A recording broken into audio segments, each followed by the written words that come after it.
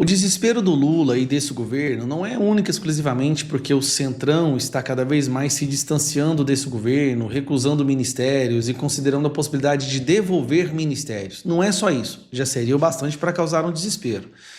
Mas a maior causa de preocupação deste governo e da esquerda em geral no Brasil é que a base do Lula, a base, o pilar de sustentação, aquela força que fez com que ele chegasse onde está hoje, está abrindo mão, está abandonando esse governo e o PT. E eu me refiro aos movimentos sociais. Sim, movimentos sociais que durante muito tempo foram vistos como movimentos descolados, democráticos, que se preocupavam com os pobres e com a injustiça. E hoje, a opinião pública mudou. Esses movimentos sociais são vistos como terroristas, grupos de criminosos, vagabundos e parasitas da nossa nação. Mas, querendo ou não, eles são a base de sustentação do PT, que está cada vez mais enfraquecida. Então, Lula teve que tomar uma decisão muito importante, nesse momento de muito desgaste, recorde de desaprovação, onde ele vai ter uma reforma ministerial, ele vai agradar ao centro ou ele vai agradar à extrema esquerda, aos vagabundos. Lula optou agradar os movimentos sociais, acelerando o afastamento do Centrão, mas no momento de desespero. Por quê? Lula trazendo o Centrão para perto, ele se torna refém do Centrão e muitos do PT não serão reeleitos. Mas sem os movimentos sociais, o Lula perde metade de seus deputados, o PT deixa de existir. Pensando nisso, Lula trouxe o líder dos líderes desses movimentos parasitas de gente que não gosta de trabalhar. Ele, Guilherme Boulos. Ficou famoso recentemente quando ele institucionalizou a rachadinha na Câmara dos Deputados. Cotado para ser novo ministro de Lula, Boulos viaja com o petista para velório de Mujica, no Uruguai.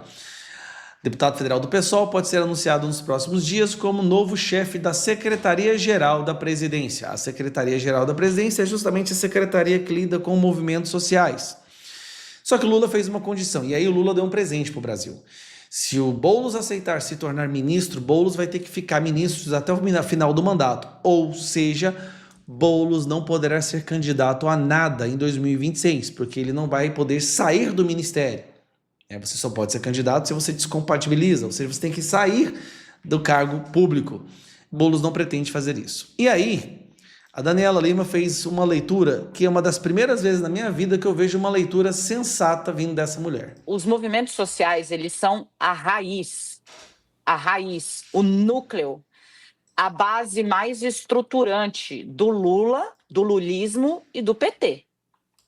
Se você precisa, nesta altura do campeonato, 2025, falar para dentro, porque pega-se alguém do movimento social e leva-se para o governo, você está falando para dentro. Isso evidencia um afastamento, um distanciamento e uma necessidade de arrumar a casa, Beth.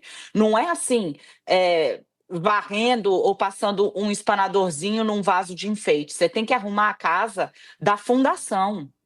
Isso evidencia uma dificuldade, uma perda de consistência, de vínculo na base mais nuclear do lulismo e do petismo, eu repito. Tem uma cena, Beth, ela não vai te escapar da memória?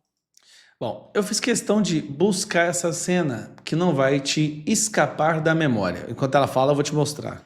Que eu acho que evidencia muito isso, que foi num 1º de maio, Dia do Trabalhador, em que o Lula foi levado pelo ministro Márcio Macedo, que é o responsável, o secretário-geral da Presidência, é o responsável por fazer o contato da Presidência com suas bases, com suas questões mais próximas ali. A função dele é muito política. Bom, o Márcio Macedo o ministro leva o presidente Lula para um 1º de maio que não tinha 100 pessoas do movimento sindical. Foi uma foto vergonhosa. Sejamos sinceros, tinha 1.165 pessoas, tá? Um evento que gastou milhões. Boulos estava presente, o Lula ainda pediu voto pro Boulos, tá? Mas foi 1.165 pessoas.